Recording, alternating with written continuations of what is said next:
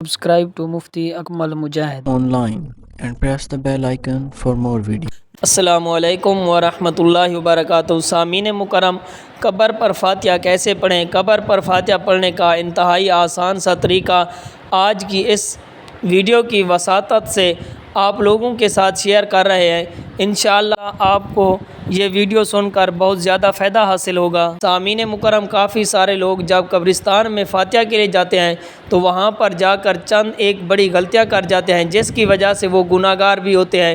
یعنی کہ جاتے تو وہ اپنے محروم والدین یا پھر رشتہ دار عزیز و اقارب کی قبروں پر فاتحہ کے لیے ہیں، مگر یہ غلطیاں کر کے بجائے ثواب کے وہ الٹا گناہ کے حقدار ٹھہرتے ہیں۔ اب وہ کون سی ایسی غلطیاں ہیں جن سے ہمیں ہر صورت بچنا چاہیے؟ اس حوالے سے سب سے پہلے تو یہ سمجھ لیجئے کہ جب آپ قبرستان میں فاتحہ کے لیے جائیں تو قبرستان میں داخل ہوتے ہوئے سب سے پہلے قبرستان والوں کو سلام کریں۔ السلام علیکم یا اہل القبور، کہ قبرستان والوں تم پر اللہ کی جانب سے سلامتی ہو۔ اب سلام کر لینے کے بعد آپ یہ دیکھیں جس قبر پر آپ فاتحہ کے لیے جانا چاہ رہے ہیں وہ آپ کے والدین یا رشتہ دار کسی بھی عزیز و اقارب کی قبر ہے جہاں آپ فاتحہ کے لیے جانا چاہتے ہیں، یا وہاں تک جانے کے لیے کوئی راستہ موجود ہے کہ نہیں۔ اگر تو راستہ موجود ہے تو پھر آپ اس قبر پر جا کر فاتحہ پڑھیں، لیکن اگر اس قبر تک جانے کا راستہ موجود نہیں تو دوسری قبروں کو پھیلانگ کر یعنی دوسری قبروں پر چل کر وہاں جانا یہ جائز نہیں ہے۔ اس صورت میں پھر علماء کرام نے یہ بیان کیا ہے کہ اس وقت قبرستان کی کسی سائڈ پر کھڑے ہو کر، کسی کنارے پر کھڑے ہو کر آپ اس صاحب قبر کے لیے فاتحہ پڑھیں، دعائے مغفرت کریں۔ اپنے عزیز و اقارب کی قبر پر جانے کے لیے بہت سارے لوگ جو ہے غلطی کرتے ہیں، جیسا کہ ابھی محرم الشریف کا مہینہ ہے، شروع ہے، اس میں تو توجہ بالکل بھی نہیں کی جاتی۔ لوگ اپنے محرومین کی قبر تک جانے کے لیے یہ نہیں دیکھتے کہ ہم کسی کی قبر کی بے حرمتی تو نہیں کر رہے، اس طرح کا لحاظ بالکل بھی نہیں کیا جاتا۔ حالانکہ حدیث پاک میں آیا ہے کہ حضور نبی کریم رؤوف الرحیم صلی اللہ علیہ وآلہ وسلم نے ارشاد فرمایا کہ اگر کوئی بندہ آگ کے انگارے پر چلے یا تلوار پر چلے یا پھر آگ کا جوتا پہن لے تو یہ اس کے لیے کسی مسلمان کی قبر پر چلنے سے کئی گنا بہتر ہے۔ یعنی کہ نبی کریم صلی اللہ علیہ وسلم کا فرمان ہے، آگ کا جوتا پہن لینا یا تلوار کی نوک پر سے گزر جانا یہ بہتر ہے اس سے کہ کوئی بندہ کسی مسلمان کی قبر پر چلے۔ اس لیے میرے بھائیوں، قبر کو روند کر اپنے محروم کی قبر پر نہیں جانا چاہیے، اس کا تھوڑا سا دھیان کرنا چاہیے۔ اگر وہاں تک جانے کا راستہ ہے تو جائیں، اچھا ہے، لیکن اگر راستہ نہیں ہے تو پھر وہاں قبرستان کے کنارے کھڑے ہو کر وہیں دعائے مغفرت کر لیجئے۔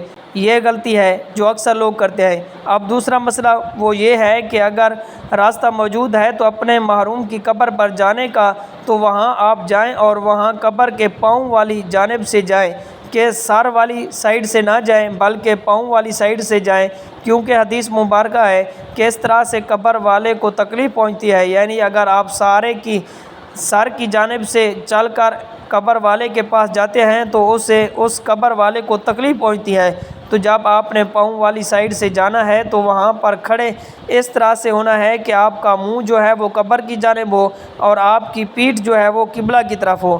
اب وہاں پر کھڑے ہو کر آپ فاتحہ پڑھیں یا جو بھی قرآن کریم کی سورت آپ کو یاد ہے ان کی تلاوت کریں، سورت ملک پڑھیں، سورت فاتحہ کی تلاوت کریں، یا درود پاک کلمہ طیبہ کا ورد کریں، سبحان اللہ، اللہ اکبر، الحمدللہ کی تسبیح پڑھیں۔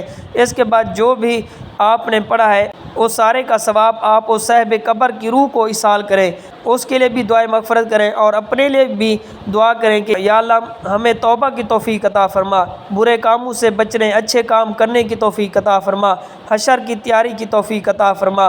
تو سامعین، دعا کرنے کا بالکل ہی صحیح اور آسان طریقہ ہے۔ جب آپ نے تلاوت ذکر اذکار وظائف کر لیے تو اب آپ ہاتھ اٹھائیں، اللہ کی حمد و ثنا کریں، یعنی کہ سورت فاتحہ کی تلاوت کریں، پھر درود پاک پڑھیں، اس کے بعد دعا کریں کہ یا اللہ جو کچھ میں نے پڑھا اس کا ثواب میں تیرے محبوب حضور خاتم النبیین صلی اللہ علیہ وسلم کی بارگاہ عالیہ میں پیش کرتا ہوں، قبول و منظور فرما۔ یا اللہ حضور کے صدقے سے حضور کی آل اولاد ازواج محترمات صحابہ کرام حضرت آدم سے لے کر اب تک جتنے مومنین مومنات اس دار فانی سے رخصت کر چکے ہیں ان تمام کی روح کو ایصال ثواب کرتا ہوں، قبول فرما۔ یا اللہ ان تمام کو قبرستان والوں کی ارواح کو ایصال کرتا ہوں، قبول فرما۔ بالخصوص یا اللہ اس سارے کا ثواب میں اپنے محروم والدین یا پھر جس کو بھی آپ ایصال ثواب کرنا چاہ رہے ہیں اس کا نام لیں، فلاں بن فلاں کی روح کو ایصال ثواب کرتا ہوں، قبول فرما۔ یا اللہ میں اس کی بخشش فرما۔ یا اللہ اس کی قبر کو تا حد نگاہ کشادہ فرما۔ یا اللہ اس کی قبر کی تمام منزلوں کو آسان فرما۔ یا اللہ اس کی قبر کو جنت الفردوس میں اعلیٰ مقام عطا فرما۔ اسی طرح سے یہ بھی دعا کریں کہ یا اللہ بیماریوں کو شفا عطا فرما، قرض داروں کو قرض سے نجات عطا فرما، بے روزگاروں کو حلال روزگار عطا فرما، اولاد کو نیک نرینہ اولاد عطا فرما، بے اولادوں کو نیک نرینہ اولاد عطا فرما۔ یا اللہ جو پریشان حال ہے انہیں خوشحالی والی زندگی عطا فرما۔ پھر آخر میں بھی حضور نبی کریم رؤوف الرحیم صلی اللہ علیہ وسلم کی ذات پر درود پاک پڑھ کر اپنی دعا مکمل کریں۔ سامعین مکرم یہ تو ہے طریقہ کہ قبر پر جا کر دعا کیسے کریں۔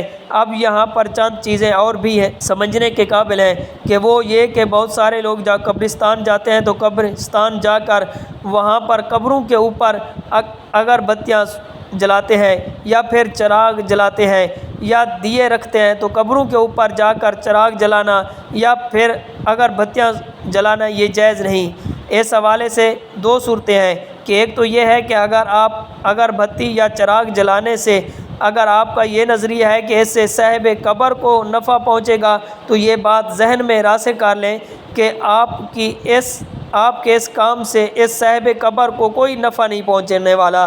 ہاں اگر چراغ جلانے یا پھر اگربتی جلانے سے آپ کا مقصد یہ ہے کہ اس میں قبرستان میں آنے جانے والوں کو فائدہ پہنچے گا، چراغ سے روشنی حاصل ہوگی، اگربتی سے خوشبو ملے گی، اس نیت سے اگر آپ یہ کام کریں گے تب تو جائز ہے۔ لیکن اگر آپ ایسے ہی قبر پر چراغ جلا رہے ہیں یا پھر اگربتیاں جلا رہے ہیں اور اس سے یہ خیال کر رہے ہیں کہ ان سے اس صاحب قبر کو کوئی نفع پہنچے گا تو اس نیت سے نہ تو اس قبر والے کو کوئی فائدہ پہنچے گا اور نہ ہی ایسا کرنا چاہیے، نہ ہی ایسا کرنا جائز ہے۔ اسی طرح بعض لوگ قبروں کے اوپر جا کر پانی چھڑکتے ہیں۔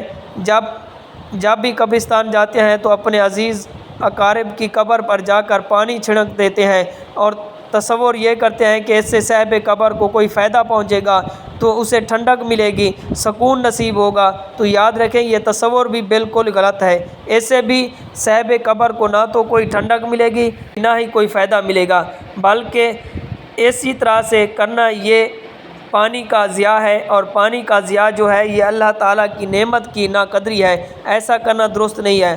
ہاں اگر قبر پر گئے اور اس کے اوپر پڑی ہوئی جو مٹی ہے وہ ادھر ادھر پھیلی ہوئی ہے اس کو آپ سیدھا کرتے ہیں، اس کے بعد اس مٹی کو پختہ کرنے کی نیت سے آپ قبر کے اوپر پانی ڈالتے ہیں تو تب ایسا کرنے میں کوئی حرج نہیں ہے۔ لیکن اگر آپ پانی کا چھڑکاؤ کرتے ہیں اور اس وقت یہ تصور کرتے ہیں کہ اس سے صاحب قبر کو سکون ملے گا، فائدہ ہوگا، تو یہ تصور بالکل غلط ہے۔ اگر آپ اس قبر کے اوپر کھجور کی ٹہنی رکھ دیتے ہیں یا پھول ڈال دیتے ہیں تو ایسا کرنا ٹھیک ہے، کیونکہ کھجور کی ٹہنی رکھنا یہ سنت رسول صلی اللہ علیہ وسلم سے ثابت ہے، اس سے صاحب قبر کو راحت بھی نصیب ہوگی۔ اس طرح علماء کرام بیان کیا کہ قبر کے اوپر پھول ڈالنا بھی جائز ہے، لیکن پانی کا چھڑکاؤ کرنا، چراغ جلانا یا پھر اگربتیاں جلانا یہ بالکل غلط تصور ہے، ان سے بچنا چاہیے۔ سامعین مکرم، امید ہے کہ آپ کو قبر پر جا کر فاتحہ کرنے کا صحیح طریقہ بھی سمجھ آ گیا ہوگا